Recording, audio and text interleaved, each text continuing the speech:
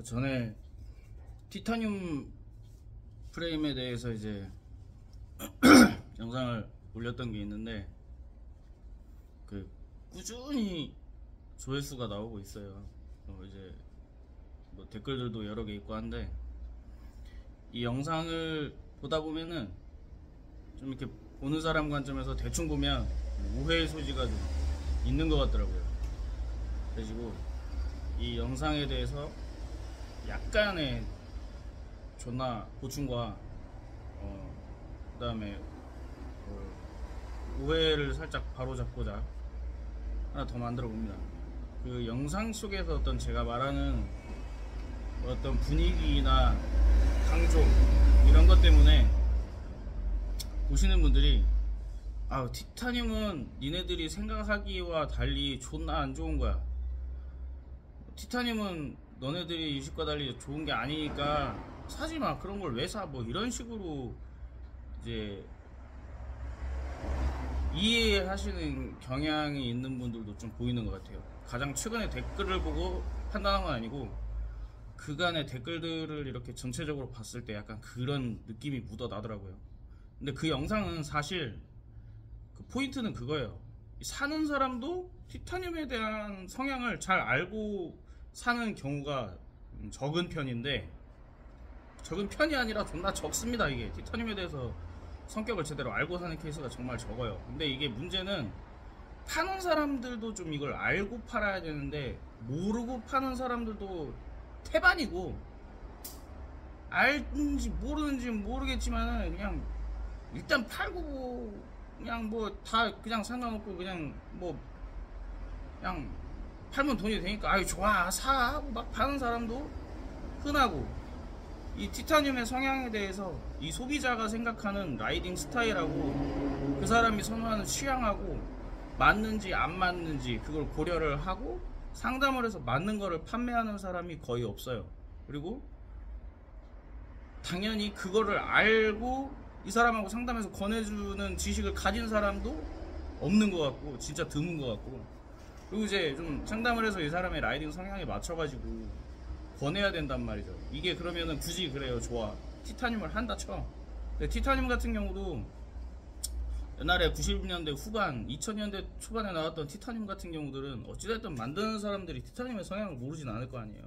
근데 일단 그때 당시에는 어떤 그 재료의 어떤 자전거로서의 활용하는데 기술적인 어떤 그 수준 차이가 지금하고는 또 다르고 한 관계로 소재의 다양성이 적고 신소재들에 대한 성능을 뽑아낼 수 있는 기술적 한계가 있기 때문에 티타늄을 레이스에서도 쓰긴 썼어요. 근데 합금 비율이라는 게 있어요. 티타늄도 티탄 자체의 그 원주 재료와 알루미늄이랑 바나듐 기타 등등을 합금을 하게 되는데, 이게 보통 지금도 마찬가지예요. 이제 디테일하게는 3가지 정도 종류로 나오기는 하는데 보통 2가지로 나와요. 알루미늄과 바나듐의 합금 비율이 상대적으로 좀 높은 애가 있고, 중요한 건 바나듐입니다. 알루미늄과 바나듐의 합금 비율이 좀 적은 애가 있어요.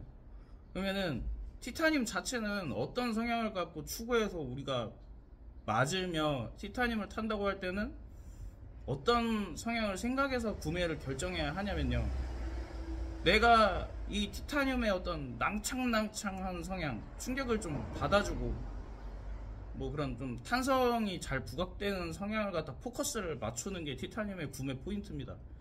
근데 이거는 어떤 임도길을 타더라도 조금 이렇게 투어링 성향, 진짜 말 그대로 그래가지고 막 젊은 사람들이나 운동이 목적이어가지고 존나 막 빠른 페이스로 죽기 살기로 타는 게 아니라 살랑살랑 진짜 말 그대로 라이딩이죠. 그냥 기분 내고 경치 구경하고 이렇게 천천히 타시는 분들이 임도를 탄다 그러면 얘네들이 어떤 충격 감쇄 효과라던가 탄성이 좋아서 나이 드신 분들이 타면 좋아해요. 이거 승차감 낭창낭창하다고 편하다고 좋아해요. 근데 그런 분들한테 티타늄 그지 같으니까 사지 마세요 이럴 이유가 없단 말입니다. 그런 분들이 선호하는 선호 기조도 잘못된 게 아니에요. 그런 분들은 알고 사는 거기 때문에 또 문제될 게 없습니다.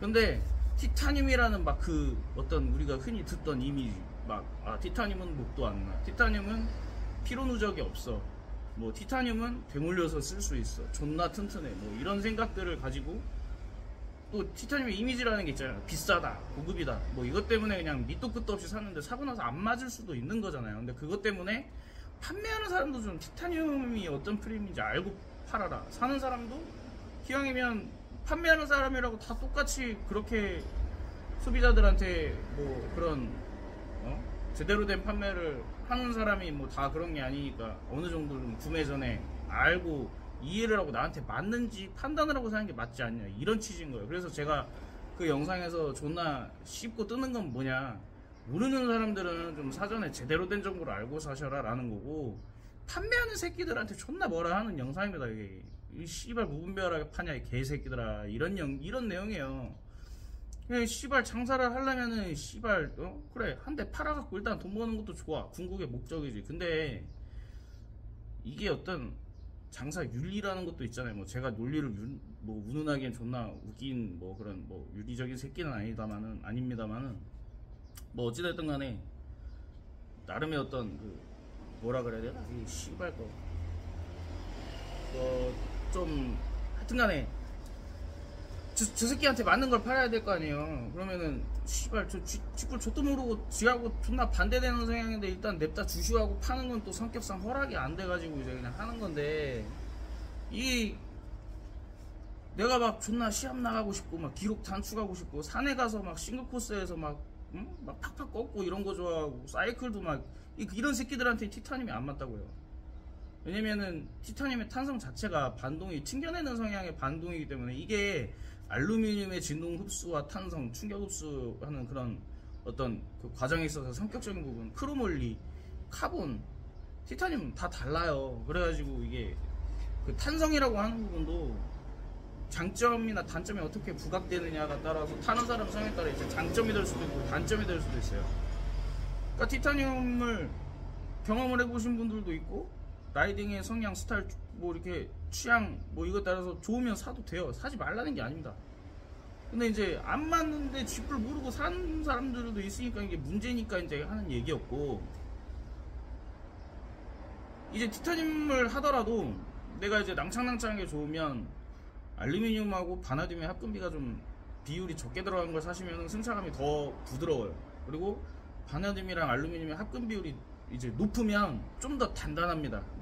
이거를 합금을 하기에 따라서 오히려 탄성이 별로 되게 없는 정도의 느낌이 나기도 해요. 막 그냥 철근 갖다가 그냥 후려쳐가지고 막 그 충격이랑 진동이 그대로 막 전해와갖고 뼈가 시린 느낌이 날 정도로 단단하게 만들 수도 있습니다. 사실 티타늄이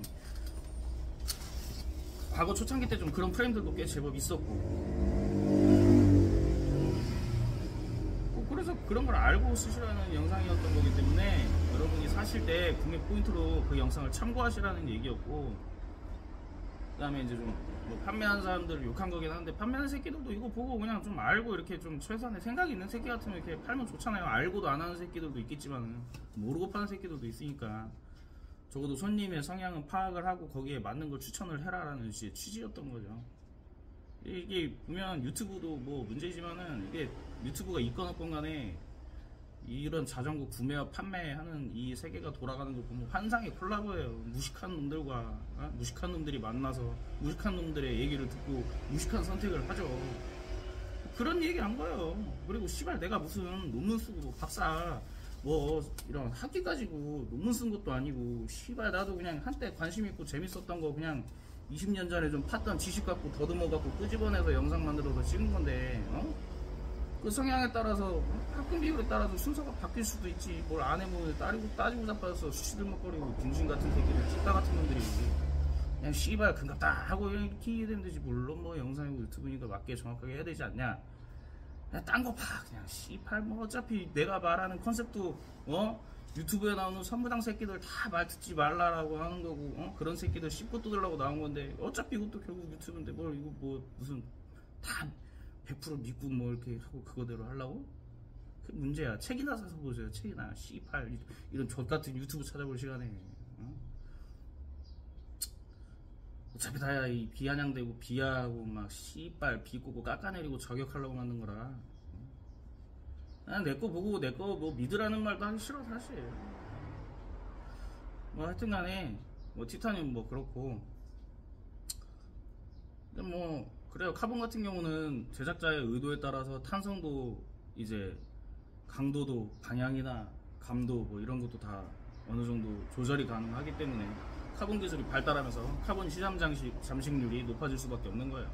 하이엔드 알루미늄이나 티타늄에 뭐 추구하던 것들을 대체하려고 하면은 다 대체가 어느 정도 가능하기 때문에 사실 알루미늄 하이엔드 시장 자체가 사장되기 시작한 게 나노 카본이라는 개념의 카본 그 원단이 나오기 시작하면서 승차감 하이엔드 알루미늄 합금의 승차감 구현이 어느 정도 되고 그걸 또 넘어가고 그런 승차감에서 또 가벼운 무게도 나오고 그러면서 뒤틀림 강성도 확보가 되고 이러기 때문에 하이엔드 알루미늄 시장이 사장된 거예요. 그리고 이제 티타늄 프레임도 프레임인데 티타늄 프레임에서도 풀샷 같은 경우는 뒤틀림이 훨씬 심합니다. 막 이렇게 뒤틀려요 차가. 뭐 그런 건 이제 알고 사야 될 거 아닙니까?